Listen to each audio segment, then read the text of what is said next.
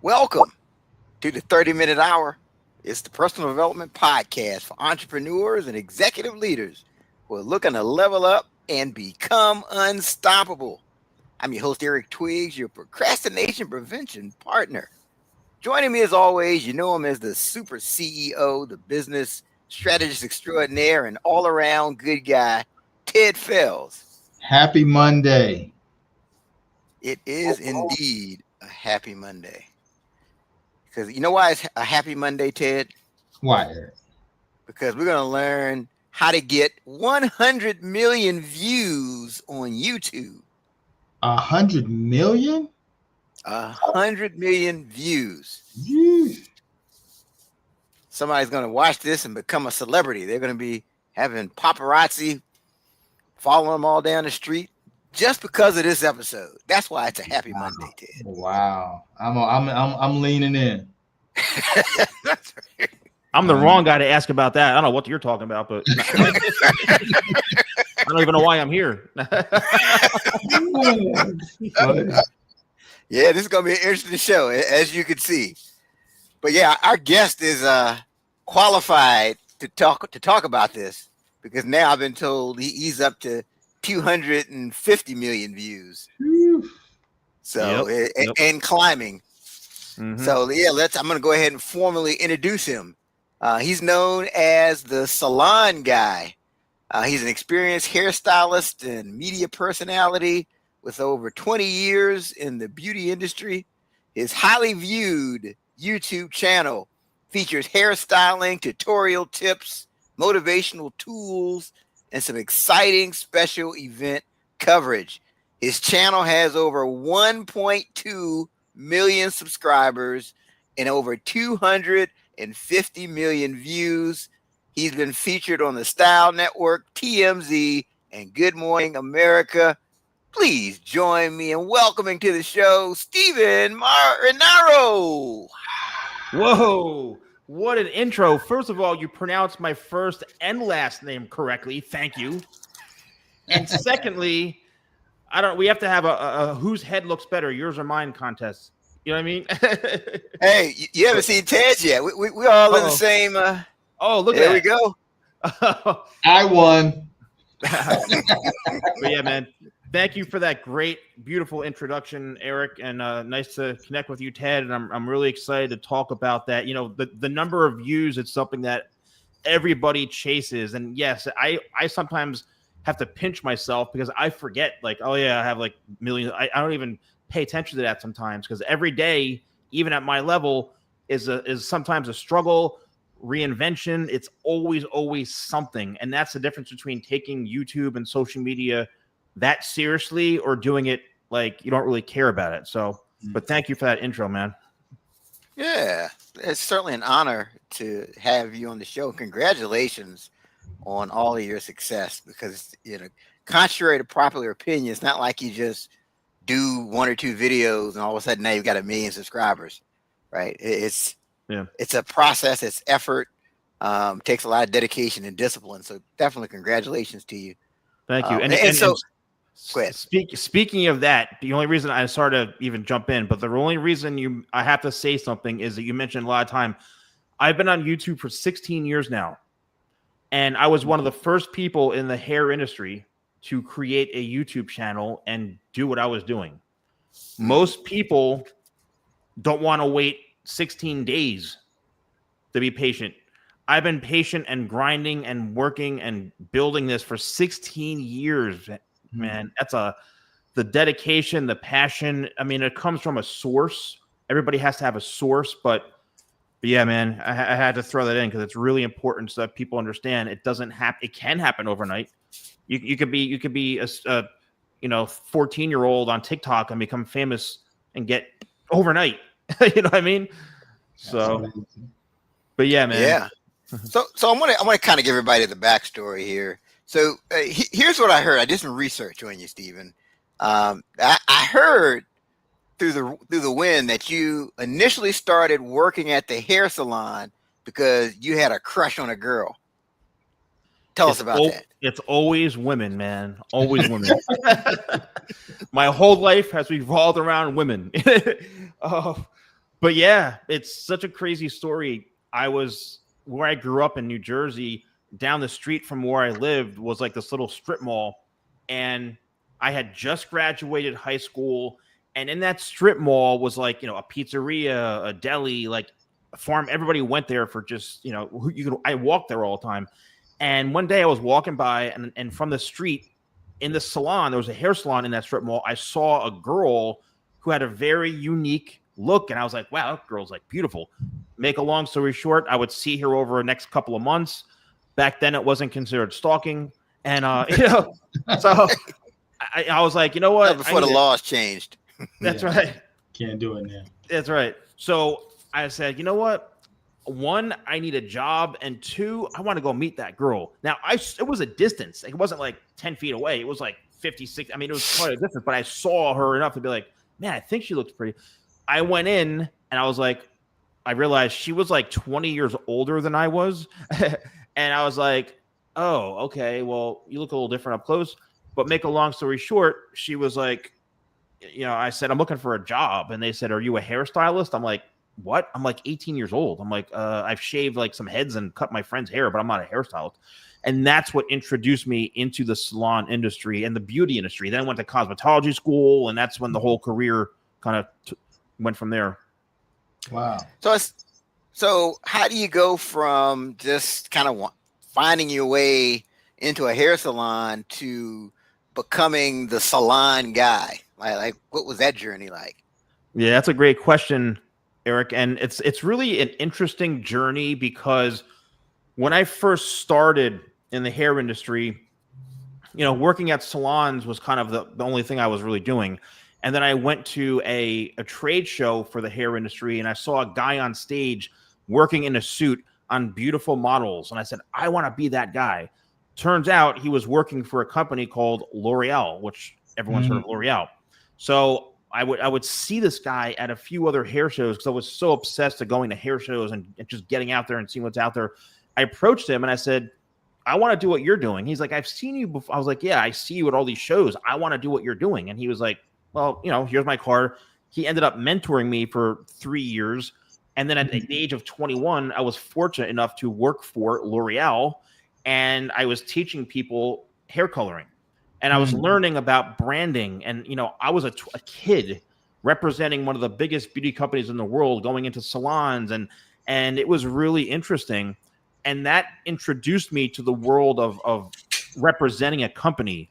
And then I went on to work for Paul Mitchell, doing the same thing, another big, hair care company.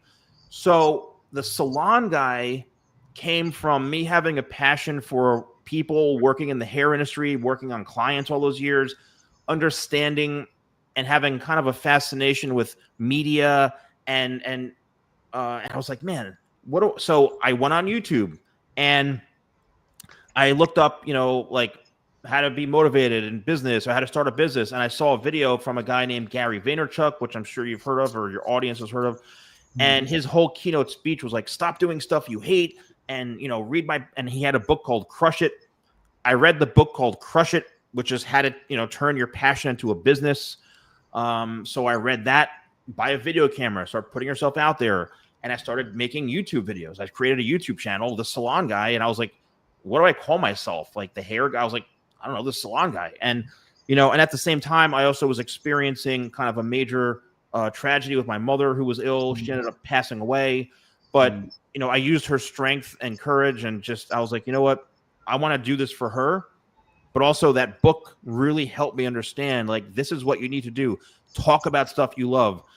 And then I started posting videos on YouTube about like how to find a good salon to work in or how to give better customer service and like all business types of topics until one person said to me, Steven, do you cut hair? And I was like, of course I cut hair. Well, I want to watch you do a haircut. I'm like, who wants to watch a bald guy cut hair on the internet? Who the hell wants to watch that?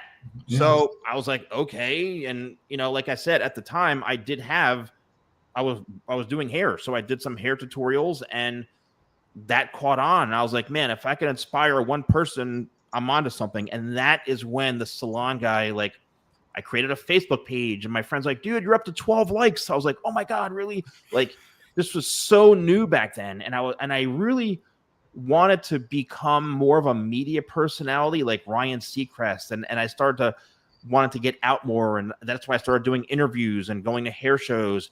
And then that propelled me into like the next phase of the salon guy, which we can talk about. But that's really what happened, was kind of a major tragedy, reading a book and kind of combining those things together and then just doing it. Wow, that's cool. You know, Eric still wants to be like Ryan Seacrest. I know, man. We all do, you know. You know, there's a lot of other guys that choose other than him, but back then, because he was always hosting events and all that, he was on TV, red carpets. I was like, I want to do that, you know. Yeah, it's funny. I've got his poster up on my wall here. It's wow. We all got it. Some people like Michael Jordan, or some people like Ryan Seacrest. So hey, that's interesting. That's cool. I actually have an image of Ryan Seacrest tattooed on my back, but that's a whole other story. You know? I don't want to know anything about that, Steven. that's a lot of sharing there, Steven. I'm telling you. No, I'm kidding. I can't unhear that one. No, I'll tell you one even better. You know, as we get older, you know, hair grows in places that we never knew was possible. I always say, you know how Justin Timberlake is bringing sexy back? I'm bringing Harry back. You got to see my back, man. Oh man! Sorry. That is funny. So you said you've been at this for 16 years, but how long did it actually take you to go from 0 to 100 million? I mean, I would say, you know, the first 5 years or so is when I really like start to understand YouTube and like you can even monetize. I had no idea you can make money on YouTube. I didn't even know you can monetize your channel. It took me like 5 or 6 years to like click on the button monetization on. Like I didn't even realize you can do that. And I would say like once I started to understand what people wanted to see, and back then when I first started, all I did was like celebrity hairstyle recreations. And I was one of the first, if not only, people as a hair professional doing that. And I would go with the latest, you know, soccer players, athletes, movie stars, band members, all people that were just big names, like, you know, A-list celebrities. And I was recreating their haircuts and hairstyles on YouTube. And I just became, I mean, it was, you can go back to my videos from all those many years ago. Those are the ones with 6 million views, 5 million, you know, millions and millions of views. And the comments are just, you know, it was so different back then because people actually really appreciated what I was doing. And, you know, what really propelled me and got me more publicity and started helping me make money was when somebody told me, he goes, I'm seeing all these interviews you're doing with like Bob, the salon owner, or like Mary, the salon owner. I'm like, yeah. They're like, he goes, you need to attach yourself to people and things much bigger than you if you want to grow. You can't get big interviewing like Tom, the hairstylist, or Samantha, you know. And I was like, yeah, but like, what are you talking about? He goes, you got to start attaching yourself to celebrities, man. I'm like, how the bleep do I do that? Like, I'm a, you know, local guy, a hairstylist. How do I even do that? He goes, well, here's what you do. You get a, you know, a camera, you get a camera guy if you can, you get a press credential at, you know, Fashion Week, and you start going to the front row and you start looking for celebrities and you start talking to them about hair and this and that. I'm like, how the heck do I even do that? And he kind of guided me on how to do it. And then he goes, attach yourself to reality TV shows, like anything that you can do that's current right now, get yourself involved. Have the salon guy attached to Bravo or Style Network or whatever TV show, whatever any big name, start attaching the salon guy to that. And I was like, that probably was the best advice I've ever gotten in my life. And I did it. I started going to Fashion Week in New York and interviewing major celebrities. The front row was like a buffet of celebrities. Going backstage, I get backstage access. And I started putting these videos out to where I was becoming Ryan Seacrest. You know, Steven, the salon guy here at Mercedes-Benz Fashion Week, spring, summer 2020. And like, I would just be a reporter for my own brand, talking about hair. And then people started to say, oh my gosh, like you were just with so-and-so. And that really scaled me to then I ended up becoming going on television on some reality show stuff. And then I started getting like more publicity and celebrities would like retweet my stuff and tag me. That's probably the peak of when I was really, really at my A game of, going to the Oscars. I was on the red carpet at the Oscars and filming, and Victoria's Secret fashion show, dude, all these amazing opportunities that I manifested and made happen, all because of being very strategic, getting good advice, and just doing it, being committed to doing it, which is one of the things that most people don't want to do. They don't want to put that commitment in, the fear, they just don't know. But I'm very strategic in what I do, and, you have to have that mindset. A lot of people don't even know how to do that, and so then the views just kept coming and coming, and then the publicity, and I was just starting to make money doing that. And the only way I was realizing, like, I can make money from like sponsorship deals. Pay me. I'm going to the Oscars. What hairstylist is going to the Oscars? No one, to like interview people. Pay me like a couple of grand as a sponsorship. That basically mostly covered costs. I think I walked away with a couple $100. And then companies started hiring me in the beauty industry to be the host for their events, because they're like, we want event coverage. We want our stuff look like what you do at Fashion Week. We want to hire you for this. And I'd bring in production crews. So I started doing all that. It became less about even hair stuff. It was more about the salon guy. So, that really is, and then having the views just pile up over time. I always say it's like having a hit record from the 80s. Like, some of my most viewed videos are still ones from like 10, 12 years ago that just YouTube is like, oh, somebody searches something, bam, that's the hit record from the 80s. We just keep putting it out there. So, and then there's like the whole monetization process on YouTube, which we can discuss. But, but when it comes to the numbers, the numbers are great. And I sometimes, again, forget that I'm like, oh, I didn't realize I had 3,300 videos on YouTube. Like, I forgot, like, because I'm still in the trenches, still to this day. So I'm curious, right? So one of you have a haircut tutorial video on your page that's gotten over 5.4 million views. You just basically giving lessons on how to cut hair. Like, after you made that video, did you have any sense that it was going to go viral, or? Back then, viral really wasn't a thing, as compared to the way it is today. Back then, I was like, oh, cool. Like, a lot of views, like, that's cool. A lot of people saw it. Like, it wasn't looked at as like, you're going viral. Like, it was so new that, like, then like the viral cat videos started taking off and people started paying attention because more social media platforms were being launched, and it started becoming more and more of a thing.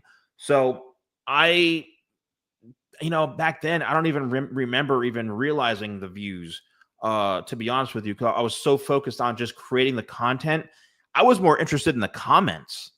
Like, I really didn't understand the metrics and analytics of YouTube until later on. Like, I didn't even know how many views I was getting. I was like, oh, okay.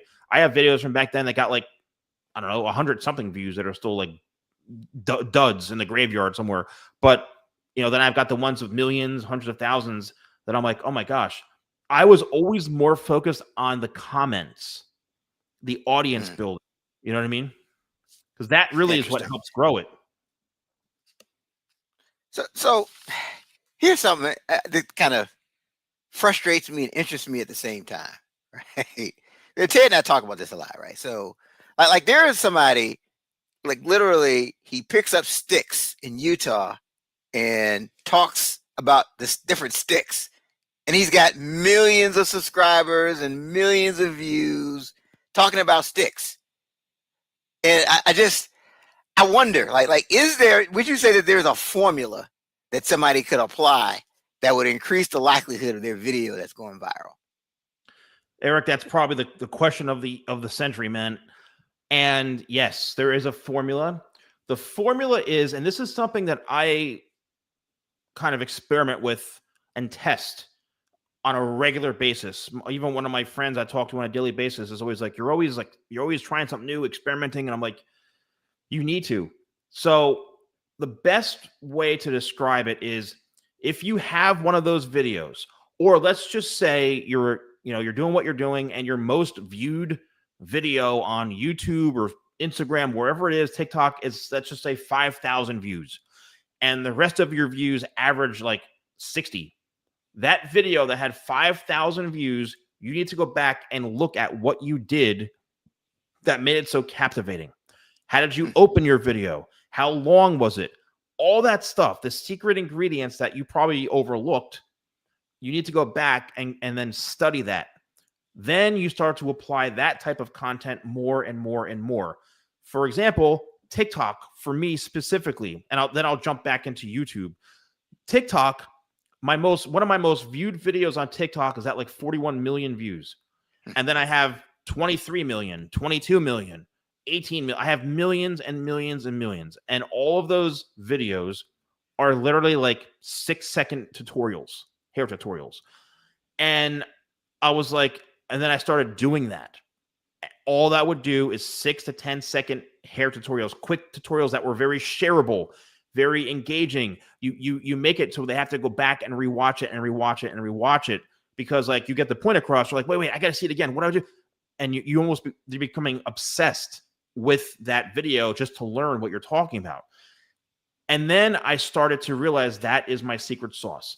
So there was a time where if I posted a video and it got like 500,000 views, it was like a dud, because I was averaging 1 million, 2 million every video.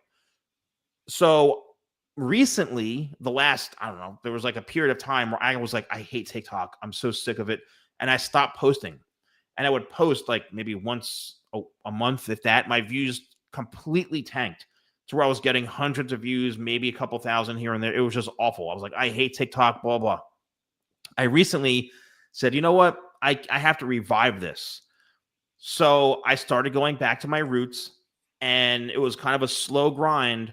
But after posting consistently, I'm talking sometimes 6-7 days a week of that old style, I'm like, oh my God, I'm starting to make it so to where now I'm starting to get 800,000, 300,000, 400,000. I'll get the occasional, like, a couple thousand here and there, but I'm starting to get 200, 300, 500, 800,000 back in that mix, because I'm going back to that secret sauce of 7-second videos, 6-second videos, hook them right away.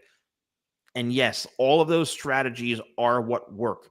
And then with YouTube, lastly on YouTube about that is I just recently, meaning like AKA yesterday, changed up my strategy. I was someone who posted on YouTube 5 days a week, literally going through creator burnout, hating my YouTube channel, not liking my audience. I can't take this anymore. Completely going through a mental crisis on YouTube, which is very common for OG and old school creators like myself, or anybody who's put the grind in.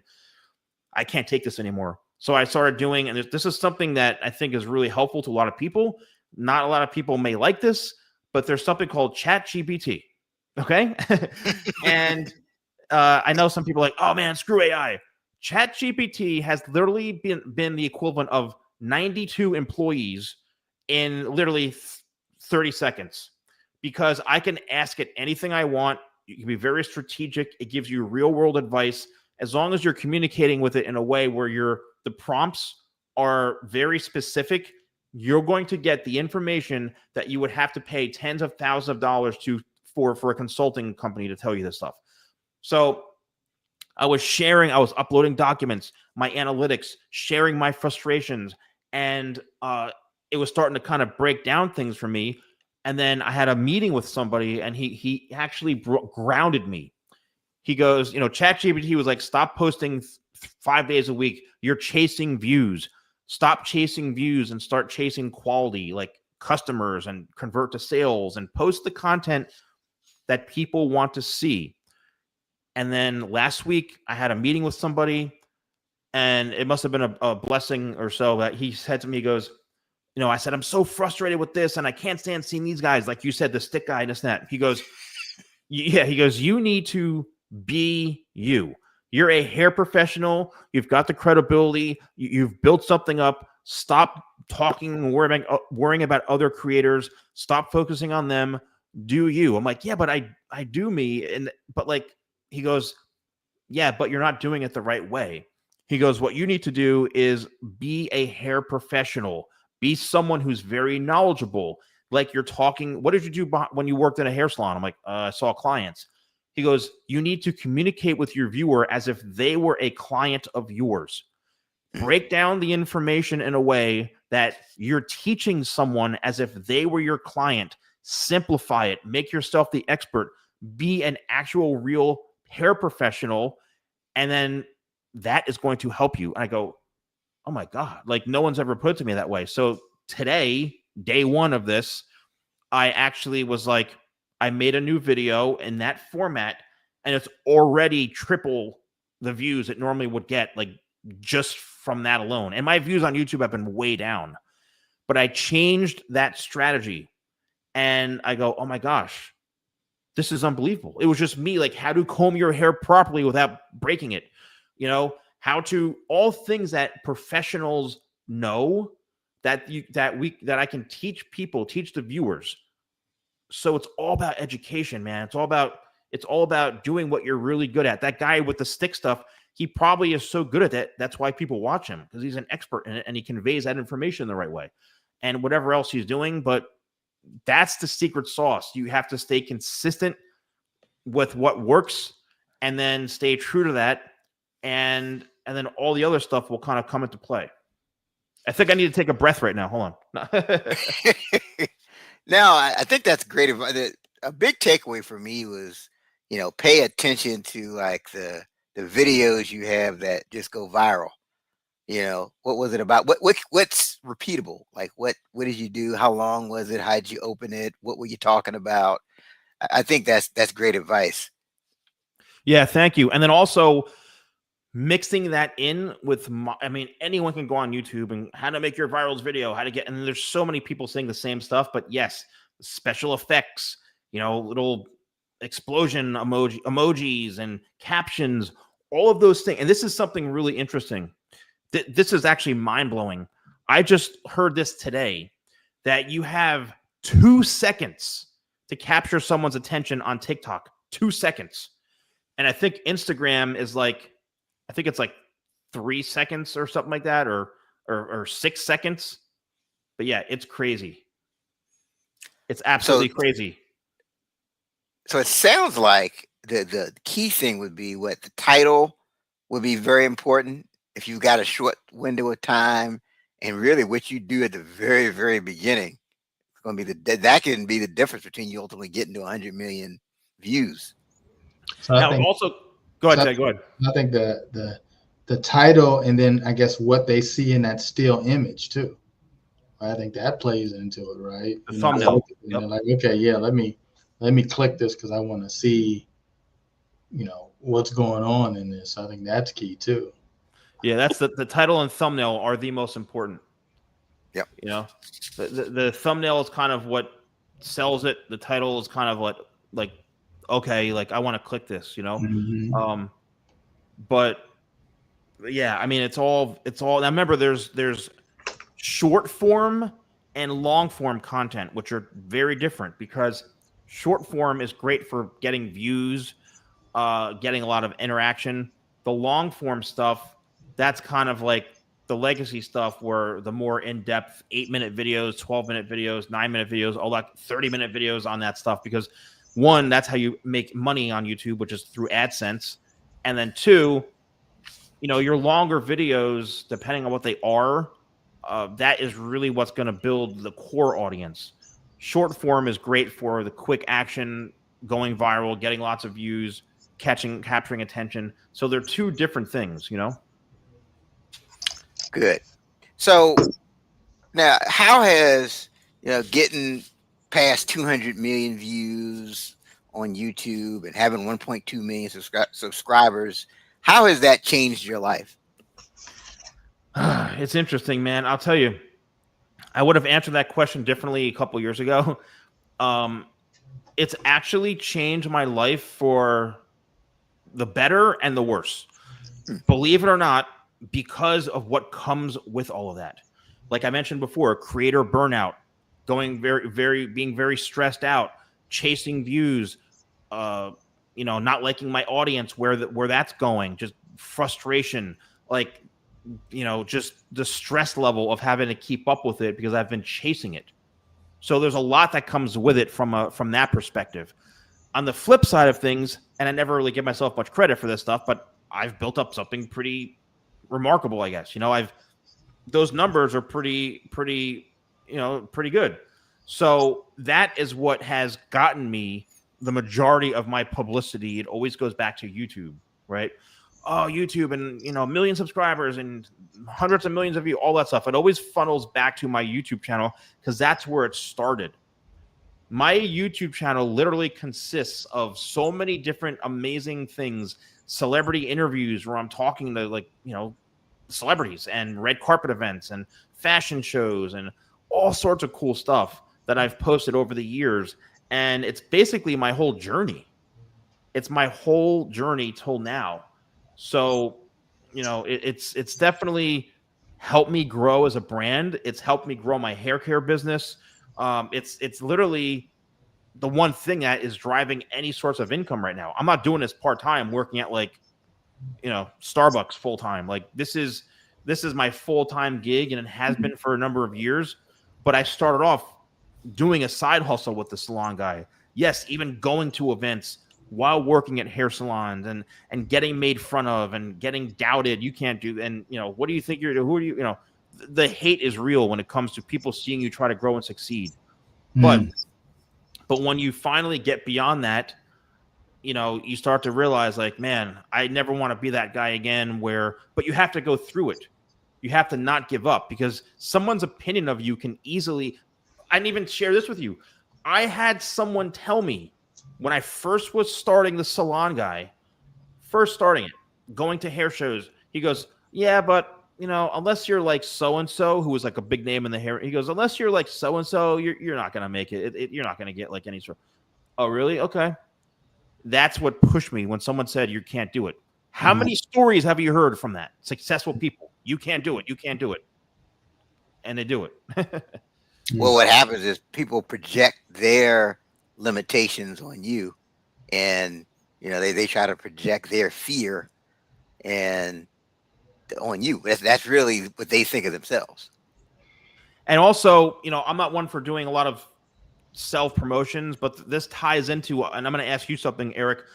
I do have a best-selling book on Amazon. Became a bestseller called Why, What, How.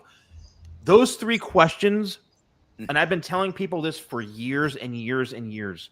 This is the strategic part of things, the takeaway stuff people can get, because a lot of people are lost. If you can answer those 3 questions when it comes to building a brand for yourself and doing something, why do you want to do what you want to do?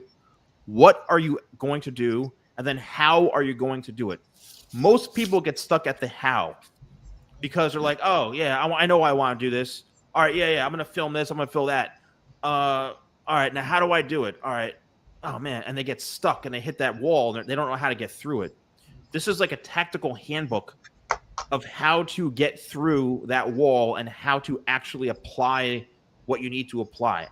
One of the biggest things, Eric, which I want to tie this into what you do, is procrastination. Talking about, do you know how many times I've met people who I've known for 6 years talking about, oh, I'm going to do this. I'm going to do this. You've been saying that for 6 years. I'm gonna. Talking about doing it. You haven't even started doing it.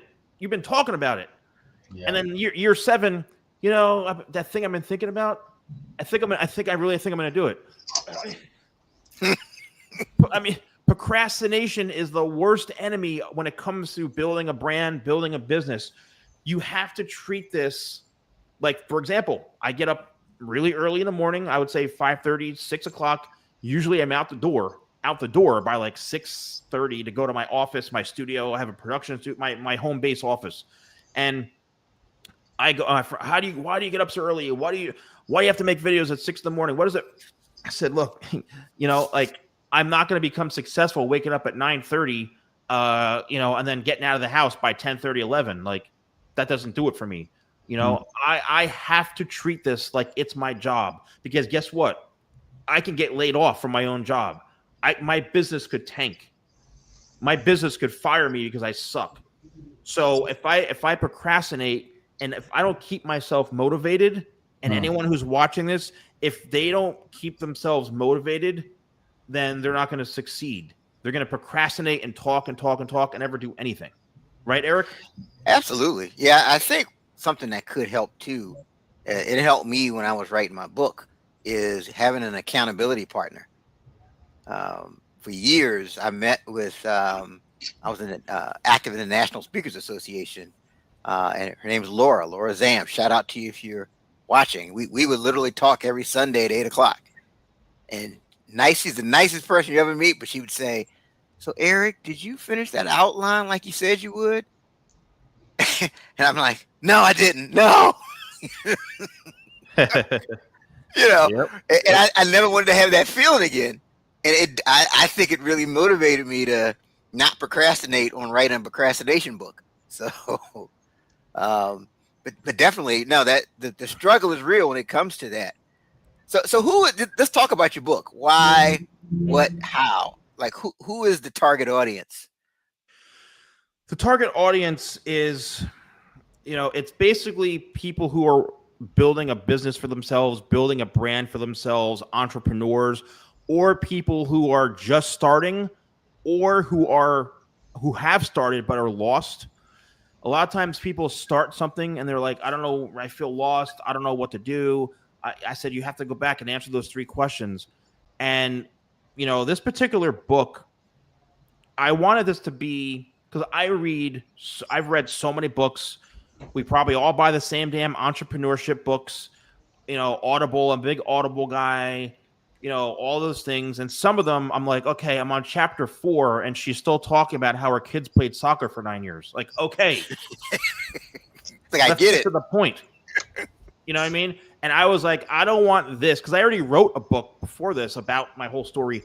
I was like, I don't want this to be one of those fluff books where it's like 18 chapters of like, like how I like cutting the grass as a kid. I don't want that. So this gets right into it, and it's a very tactical handbook. And even the reviews on Amazon, they're all like, wow, like Steven has done the work. He's proven himself. This gets right into it. It's very tactical. I have people who literally tell me, they're like, I've been using your strategies to help. So it's for someone who's starting off with a new brand, or someone has started something, but they feel lost and they need some direction and some tactics. Like I mentioned before, I'm very, very tactical. That comes from some of my past training. I don't talk about this too often, but I did probably 6 years service. I did law enforcement. I did a firefighter. I've been all sorts of training. After 9/11, I got out, and I was like, but I was very, very tactical because of all that training I had. So I was like, good. Everything has to be very systemized. And that's why I also, failure is not an option. I can't give up, all that kind of stuff, So that's something that most people can't do or don't know how to do. Doesn't mean that everybody has to go through any sort of stuff like that, but you need to be very strategic to succeed. Yes. Absolutely. Good stuff. And I think, kind of back to the procrastination point, if you're very clear on your vision, I think you're less likely to procrastinate.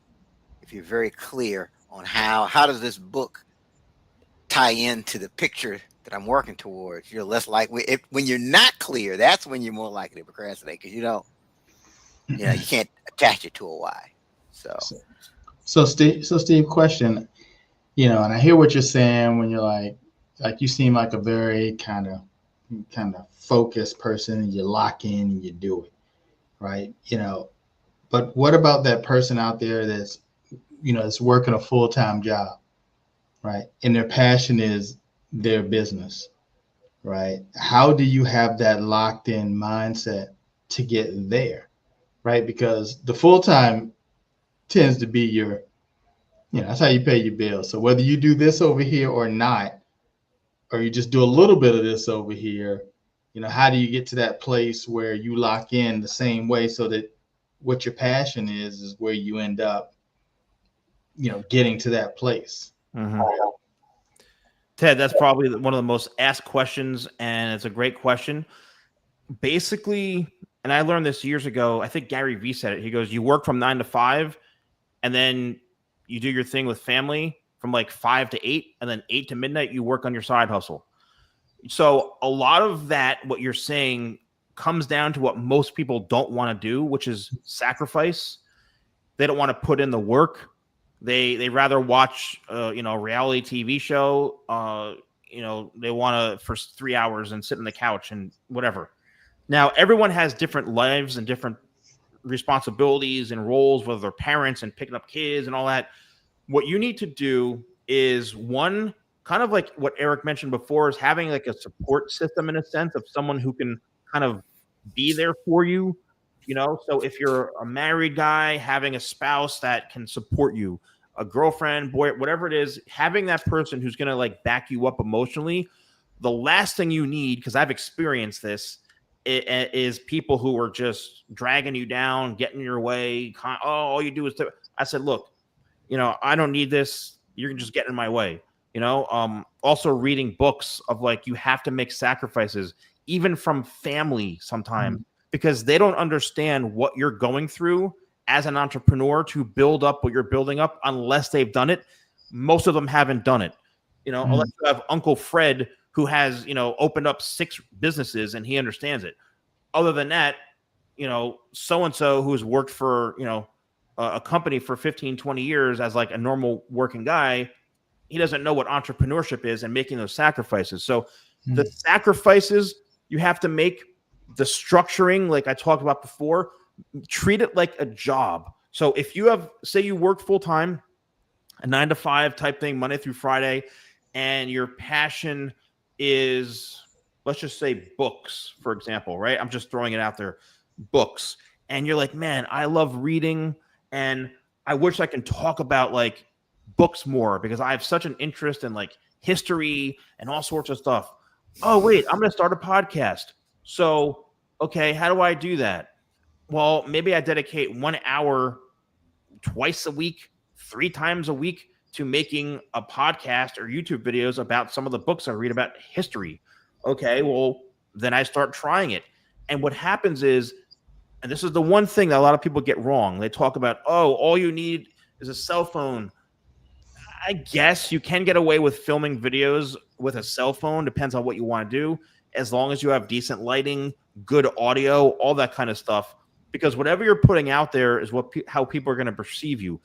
Branding is about perception. Why do people buy from you? Because it's how they perceive you. Why they want to. It's all about perception. So if you're starting something as a side hustle and people are perceiving that you're taking it very seriously from day one, where your video looks amazing, your audio sounds amazing, where it's recognizable by people watching, whoa, you're already off to a good start. They look forward to wanting to come back to where after 4, hey, this is episode 4 of my podcast that you're doing once a week, an hour a week. Next thing you know, maybe you're getting a deal with with Audible or something, or you're getting free books, or you're building up that audience that loves history so much that next thing you know, you're like, wait, this is the next phase of this, Ted, is how do you make money with this stuff? That's when you start looking into affiliate deals, and that's when you start looking into brand deals, or your YouTube videos end up making more money than your full-time job. You can make 70, 80 grand a year by doing that side hustle once a week than working 40 hours a week, 45 hours a week on your full-time job. You have to make sure that it's sustainable. So you have to make sure it's very sustainable to the point that you can financially survive and then keep growing from that. That's when you don't give up. That's when you keep pushing forward. So I know that was a lot of intake right there, but I'm very passionate about that because that's the one thing that I had to, and you just have to make that leap of faith. I'm a faithful guy. I pray every day, and I put a lot of, I have to give a lot of praise to praying and having faith that a lot of people don't have that kind of faith in order to take that leap and make that sacrifice, so. No, thank you. Yeah, man. And I think that's a great question because that is something a lot of our viewers and followers are wrestling with, where they're trying to get their side thing to be the main thing. And what does that balance look like? And Steven, you have the perspective of someone who's done it. And again, you've got over 200 million plus views on YouTube. So we're going into the final segment. Steven, this is Ted's favorite part of the show. He just loves this Steve, final segment. I don't like this. Are we doing the head shave tutorial? I'd rather do that. I'd rather do the head shave tutorial than this part. It's called Write This Down. So this is where we each go around and we give at least one takeaway from today's episode that we feel the people need to write down so they can level up. So Stephen, you're our guest of honor. What do you feel people need to write down that was discussed on today's show? Thank you again for this was great. I had a lot of fun with you guys. I would say the first thing, honestly, to write down is why, what, how. If you can answer those 3 questions, that literally is a playbook for you. It's everything you need. Why do you want to do what you want to do? And for me, it comes from a source, an emotional source. My mother passing, rest her soul. It could come from you losing your job, you being homeless, you losing all your something so traumatic in your life that there's that core fundamental of why do you do what you do? That's the first thing. The what is, what are you actually going to do? Are you going to film YouTube videos? Are you going to film TikTok videos? What are you filming about? The what is the meat, like the actual meat of it, the whole thing. And then how are you going to do it, which is the technical side of things, which most people get lost in because they don't execute it properly. Like I was just talking about, maybe you should have really good quality video. Maybe you should have really good quality audio for your launch, So it's like those 3 things, how are you going to edit the video? How are you going to light what you're doing? How are you going to sound? All of those, how are you going to promote it? All of those things are really, really essential. So if you're going to write something down, write down why, what, how. Why, what, how. That's great. Write that down. Thank you, man. Thank you. All right. And any single ladies, write down my number. 90. No, I'm kidding. Sorry, man. I'm a goofball. Sorry about that. Go ahead. Hilarious. They were getting the pin out of Stephen. They're all in the chat. They're all in the chat. I got 2 other ball guys. They got the pin out. I got 2 other ball guys to compete with, man. We're all looking too good. It's tough. It's tough in here. Tell you. Yeah. All right, Ted.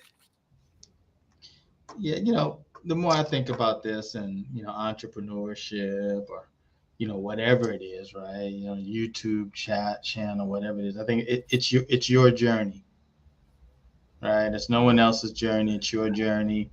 We talked about the guy that comes out there with the sticks and he comes out and he gets, millions and millions of followers. And then we're like, man, we've been doing this since 2019 or whatever, and we're not there. Right. And, so there's no, guarantee of when it's going to happen and all of that. Some, like you said, some kid could just come down and do something crazy and just have instant success. But it's not, it's still our journey, right? It's still your journey. And you have to lock in and say, hey, I'm going to do this. And even like, the whole thing about the, starting the business and, and you still have the full-time job. I truly believe that you have to start treating your full-time gig like the side hustle, right? Like if you don't treat the other thing like it's the full-time thing, it'll never become the full-time thing, right? It just won't. It'll be too easy for you to pick it up and put it down, or hey, it's been a couple weeks and I haven't done a whole lot with it,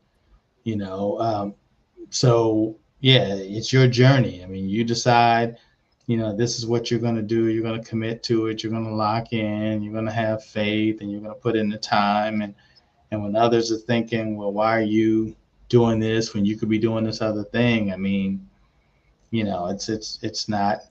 This is not their journey. This is not their thing. And so, yeah, it's your journey.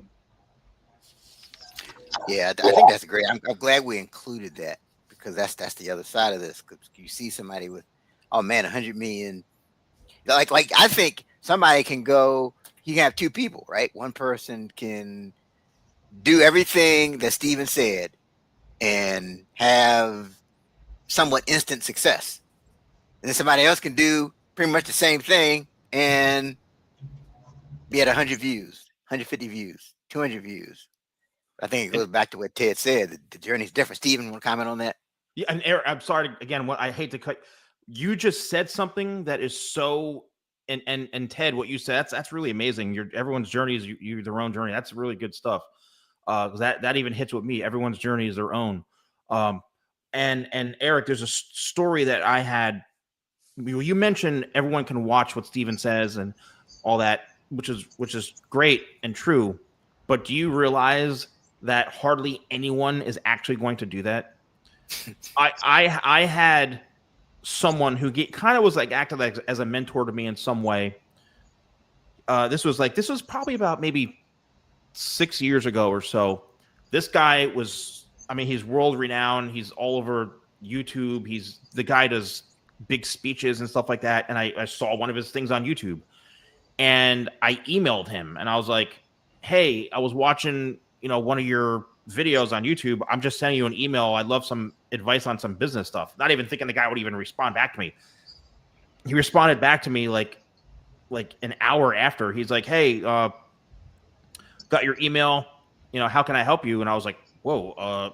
I was like, okay, well, I need some help. And he's like, okay, call me tomorrow. I have like 15 minutes between like a keynote speech. Call me tomorrow at like this time.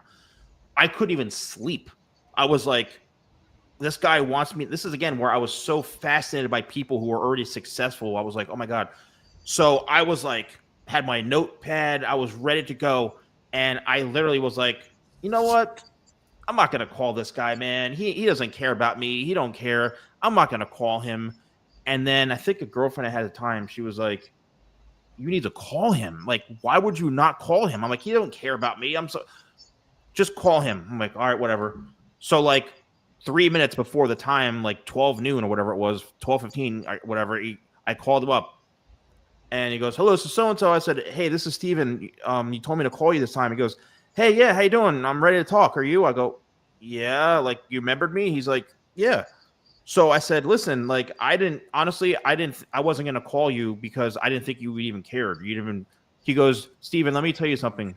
And this is the whole point of this. He goes, do you realize how many people that I've openly shared my willingness to help them and give them advice, and a small minority like even call me or take advantage of it?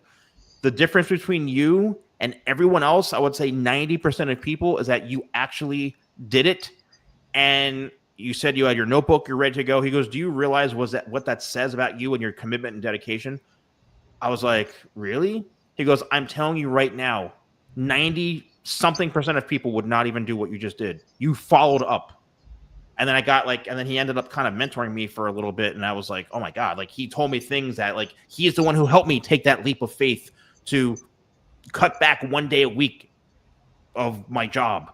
I was like, I'm working 4 days a week. He's like, cut back to 3. I was like, I can't afford that. He goes, trust me, you'll make up for it in the long run. Majority of people who watch this or whatever, even as much information we give away, are not going to do what we're suggesting. I hate to say it, but that's my point, man. No, I think you're absolutely right on that. So my contribution to write this down is that you have to study success, like even if it's your success, right? And I still go back to, okay, you're doing all these videos and maybe you're getting 200, 300, but then one of your videos gets 50,000, 100,000, a million, right? You have to study that. Like what did you do? How did you open the video? How did you title it? What was the thumbnail like? What were some of the emotions that came out of the video? I think that's key. The best way to duplicate success is to first study it. So yeah, I think you have to study yourself. And then I think it even goes as far as, let's say if you're in kind of a down time, in business, you're at a down time, think back to when things were going well, right? When you were having a lot of success, what did you do? What time did you wake up? What time are you going to the gym? What were you eating? I think you just really have to be a student of your own success. A lot of people focus on studying, everybody else, but you have to study yourself and just do what's working. So write that down. Study your own success. That's amazing. That's really good advice, man. You guys are good. You guys are good. You know, one thing I go back to what you were saying in the early days when you were kind of going to different events and kind of showing up at those events. And, you know, you often hear that there's a saying that says you got to fake it till you make it. Like, and that just made me think about that. Like, you're going in here, you're acting like you're coming in there from CNN. You're in here with some of the top, news outlets, and you're up in there. Next thing you know, they're starting to invite you in. They're like, where's that guy? Like, where's that guy? Like, you started just leaning into that and that consistency. And, and we hear that one side of when you were there, but there was probably so many times that you didn't get access. Right. Ted, that's a heavy one, man. That is, I'll tell you, years ago, yes, there were times where I got denied for this, denied for that. I'm like, why is this guy, this guy's a tool. Why is he getting access and I'm not getting access? You know what I mean? Right. And I get denied. Yeah. And I used to take that to heart, man. I used to get until listen to this. This is the big one. This is the big takeaway. You want to take away. Listen to this. I actually talked to a gentleman, a very spiritual guy, and we're just talking. And I said, you seem to be very grounded, very spiritual guy. I usually always, every time I ask for something and I don't get it, I pray, why? Like, why? He goes, that's your biggest problem right there. I was like, what? He goes, because you're asking why. He goes, stop asking why and start saying thank you. I go, what do you mean by that? If you got denied for something, there's a reason. Doesn't matter what the reason is. It's not in your control. But the reason you got a no was because of something. So be thankful that it was meant to be that you didn't go. And that completely, when I started having that mindset of stop asking why and just having this open spirit of anything, only positive stuff will come my way. Occasionally, something. But for the most part, I live a very positive life. Like, I don't no drama, none of that. Occasionally some random weird thing, but I don't ask why anymore. I'm just very thankful. And I have this process where I go, I need an answer. Should I do it? Should I not do it? If I get a no, then I'm like, okay, it's meant to be. If I get a yes, okay, thank you. It's meant to be. So, the rejection was tough until I stopped questioning it and saying, you know what? It's meant to be. It's a heavy one though. That's another, write this down. So stop asking why and just say thank you. That's a whole damn movie. You know what I mean? That's a heavy one, man. Yeah, what's the saying? Sometimes rejection is protection. Damn. We're a bunch of poets. We didn't even know it. Damn. Oh, man. Yeah, this has been an uplifting show. It's one of those I'm going to have to, when I'm working out, be listening to again. Catch all the nuggets that you shared, Stephen. So thank you for sharing everything that you shared. What's the best way for people to connect with you, to get more information from you? Yeah, my website, TheSalonGuy.com. Instagram is a great way to connect with me. All my social media handles are The Salon Guy. So The Salon Guy on TikTok, Instagram, Facebook, all that. It's The Salon Guy. My hair care products, shop.thesalonguy.com. I'm all over the place. So but yeah, that's a great way to connect with me. It's mostly like social media and stuff like that. But The Salon Guy, that's the trademark brand right there. Awesome. All right. Well, again, thank you for sharing everything that you shared. Speaking of sharing, those of you watching and listening, don't forget to share the show. Share the show. That's right. And thank you for having me on, guys. I really appreciate it. It was a lot of fun, and it's past my bedtime now. It's 7:00 p.m. at my age, No. But no, I really appreciate you having me on. I had a lot of fun, and this was a good podcast. So I really appreciate it. Thank you so much for joining. We had a blast as well. And then for everybody, keep in mind that you can go to Apple Podcasts, Spotify, all those different podcasting platforms, and follow or subscribe to us there as well. That way you never miss a future episode. And that's our time for this week on the 30-minute hour. And until next time, have a great one. Great.